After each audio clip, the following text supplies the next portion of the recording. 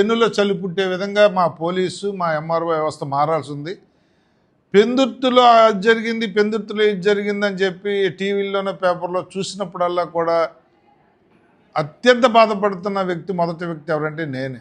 ఎందుకంటే మనం ఇంత కరెక్ట్గా వెళ్ళాలి, ఇంత కరెక్ట్గా చేయాలనుకుంటున్నప్పటికీ కూడా కొన్ని చోట్ల తప్పులు జరుగుతూ ఉన్నాయి.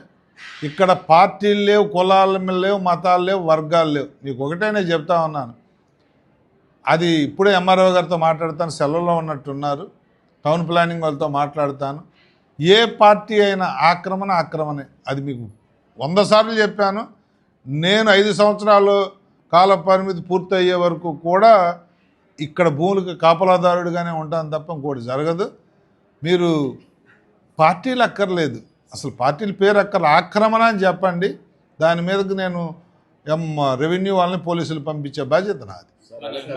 వెళ్ళినప్పుడు వాళ్ళు చెప్పింది ఏంటంటే ఎవరో కాదు వీళ్ళే చేస్తున్నారని పేరుతో సహా చెప్పినప్పుడు ఒకసారి మీతో చెప్పిన తర్వాత పెట్టాలనే ఉద్దేశంతో ఆగింది. ఎట్టి పరిస్థితుల్లో అంతవరకేం అక్కర్లే. ఎంఆర్ఓ ఉన్నాడంటే 40 ఇళ్ళు అన్నారట, 40 ఇళ్ళు కడితే